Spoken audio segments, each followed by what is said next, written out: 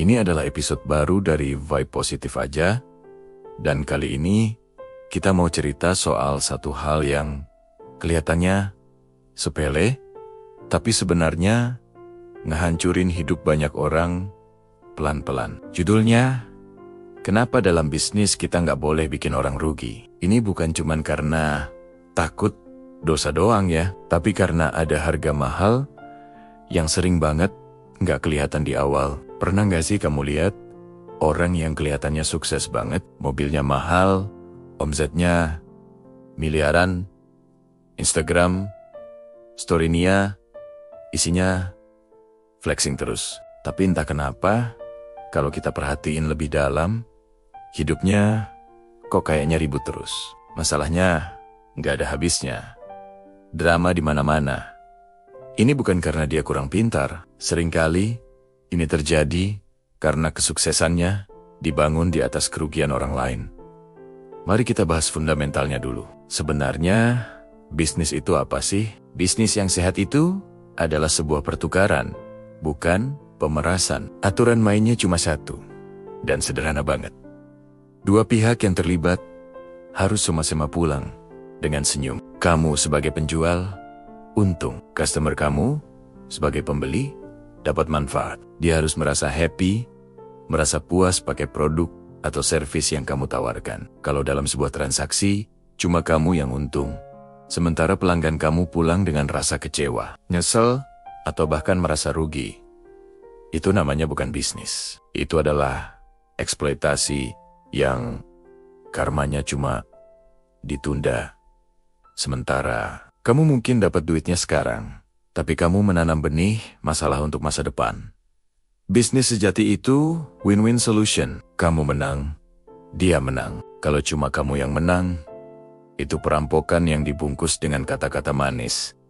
Sekarang, ayo, kita lebih jujur lagi. Real talk. Kalau kamu ngajak orang berbisnis, entah itu jadi partner, kadi reseller, atau jadi pelanggan, tapi di dalam hati kecilmu kamu tahu bahwa mereka sebenarnya diharapkan rugi supaya kamu untung besar. Ini adalah red flag terbesar. Misalnya, kamu tahu banget kalau barang yang kamu jual itu nggak sesuai dengan klaim yang kamu gembar-gemborkan. Kamu tahu servis yang kamu berikan itu asal-asalan, nggak profesional. Atau kamu sadar betul sistem yang kamu bangun itu cuma menguntungkan kamu di puncak. Sementara yang di bawah cuma jadi sapi perah. Tapi, meskipun kamu tahu semua itu, kamu tetap bilang ke mereka dengan muka meyakinkan. Tenang bro, ini bagus kok, pasti cuan. Di titik itu, kamu bukan lagi jualan produk atau jasa.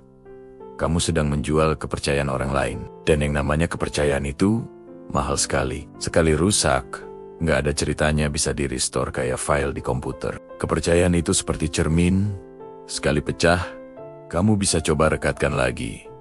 Tapi bekas retakannya akan selalu ada di sana, selamanya. Mungkin kamu bertanya, apa sih yang sebenarnya kita hilang kalau kita menipu orang? Nah, ini bagian yang seringkali dianggap enteng. Menipu orang itu kelihatannya enak. Uangnya langsung masuk ke rekening. Kelihatan nyata. Tapi, ada banyak hal tak terlihat yang diam-diam keluar dari hidupmu. Yang nilainya jauh lebih besar dari uang yang kamu dapat. Yang pertama, kamu kehilangan tidur yang nyenyak. Mungkin otakmu bisa berkelit, tapi batinmu nggak bisa dibohongi. Hati nurani kita itu kompas yang paling jujur. Ketika kita melakukan sesuatu yang salah, akan ada rasa gelisah yang terus menghantui. Bahkan di tengah malam yang paling sunyi sekalipun, kamu jadi sulit tidur, atau kalaupun tidur, rasanya nggak pernah tenang. Yang kedua, kamu kehilangan reputasi. Sekarang mungkin kamu merasa aman, nggak ada yang tahu. Tapi ingat, dunia ini kecil, dan di era digital, jejak digital itu abadi. Cepat atau lambat, cerita buruk itu akan menyebar dari mulut ke mulut. Dari satu grup WhatsApp ke grup lainnya. Dan sekali reputasimu hancur sebagai penipu, membangunnya kembali itu butuh waktu seumur hidup, dan belum tentu berhasil. Yang ketiga, dan ini yang paling menguras energi, kamu kehilangan rasa tenang. Hidupmu jadi penuh paranoia. Kamu selalu was-was, takut ketahuan. Kamu takut dibalas oleh orang yang kamu rugikan. Kamu takut bisnis yang kamu bangun dengan cara licik ini tiba-tiba runtuh, kayak rumah kartu. Setiap notifikasi di ponselmu bisa bikin jantungmu berdebar. Khawatir itu adalah kabar buruk yang selama ini kamu hindari. Dan yang paling mahal dari semuanya, kamu kehilangan dirimu sendiri. Kamu kehilangan integritas. Kamu kehilangan jati diri yang jujur. Kamu menjadi sosok yang bahkan kamu sendiri tidak akan hormati. Kamu menukar nilai-nilai luhur dalam dirimu hanya demi beberapa lembar uang kertas yang sifatnya sementara. Nah, ini pertanyaan pamungkas yang sering muncul. Tapi kalau untungnya 100 miliar dari nipu, gimana dong? Masa ditolak? Ini adalah bagian di mana banyak orang salah paham tentang konsep sabab akibat atau karma. Ada orang yang punya prinsip, nggak apa-apa. Yang penting kaya dulu, urusan dosa, urusan nanti. Masalahnya, karma atau balasan dari perbuatan kita itu nggak selalu datang dalam bentuk bisnis yang bangkrut. Itu terlalu klise, terlalu seperti di sinetron. Kadang, karmanya datang dalam bentuk yang jauh lebih menyakitkan dan personal. Uangmu 100 miliar utuh, bisnismu tetap jalan, tapi hidupmu berantakan. Mungkin karmanya datang dalam bentuk anak yang bermasalah, sulit diatur, dan membawa kesedihan terus-menerus. Mungkin datang dalam bentuk keluarga yang hancur, pernikahan yang penuh konflik, dan pertengkaran tiada henti. Mungkin hidupmu dipenuhi drama dan konflik dengan orang-orang di sekitarmu. Atau bisa jadi dalam bentuk penyakit yang datang tiba-tiba dan menguras tabunganmu. Atau yang paling sering, kamu merasakan kekosongan yang luar biasa. Kamu punya segalanya, tapi kamu nggak merasa bahagia sama sekali. Kamu merasa hampa, meskipun dikelilingi kemewahan. Uang 100 miliar itu bukan masalahnya. Yang jadi masalah adalah cara kamu mendapatkannya. Karena hasil itu selalu membawa energi dari prosesnya. Kalau prosesnya kotor, penuh kebohongan, dan merugikan orang lain, maka energi negatif itulah yang akan menempel pada hasil yang kamu dapatkan. Dan pada akhirnya, meracuni seluruh aspek kehidupanmu. Jadi, apa solusinya? Fokus pada bisnis jangka panjang. Dan bisnis jangka panjang itu cuma bisa hidup dan tumbuh dari satu fondasi. Kejujuran, bisnis yang benar itu bukan yang viral sehari, lalu besoknya hilang. Tapi bisnis yang dipercaya oleh pelanggannya selama bertahun-tahun, bahkan lintas generasi. Coba bayangkan, kalau orang yang berinteraksi dengan bisnismu itu merasa tertolong oleh produkmu. Mereka merasa dihargai sebagai manusia, bukan cuma sebagai sumber uang. Mereka merasa diperlakukan dengan adil.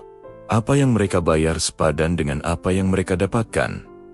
Apa yang akan terjadi? Mereka bukan cuma akan kembali lagi dan lagi untuk membeli produkmu. Lebih dari itu, mereka akan menjadi promotor gratis paling efektif untuk bisnismu. Mereka akan dengan sukarela cerita ke teman-temannya, ke keluarganya, ke followersnya di media sosial tentang betapa bagusnya bisnismu. Dan pemasaran dari mulut ke mulut yang tulus seperti itu, nilainya jauh lebih mahal dan lebih efektif daripada iklan manapun yang bisa kamu bayar. Sebagai penutup, mari kita renungkan ini dalam-dalam. Dalam hidup ini, kita semua boleh kok cari untung. Kita boleh ingin menjadi kaya. Kita boleh punya ambisi yang tinggi. Itu semua adalah hal yang wajar dan manusiawi. Tapi, jangan sampai kebahagiaan yang kita bangun itu berdiri di atas penderitaan dan kerugian orang lain. Karena pada akhirnya, apa yang kita tanam dalam bisnis kita, itu jugalah yang akan kita tuai dalam kehidupan pribadi kita. Ini bukan lagi sekadar soal takut karma atau takut balasan di akhirat. Ini adalah soal menjaga arah hidup kita agar tetap lurus, agar kita bisa tidur nyenyak di malam hari, dan agar kita bisa bangga dengan diri kita sendiri saat bercermin di pagi hari. Kalau saat kamu mendengarkan video ini, ada satu orang yang terlintas di pikiranmu, coba deh, share video ini ke dia. Bukan untuk menyindir, tapi sebagai pengingat lembut untuk kita semua, bahwa bisnis terbaik dan hidup terbaik adalah yang membuat semua pihak pulang dengan hati yang ringan dan senyum yang tulus. Terima kasih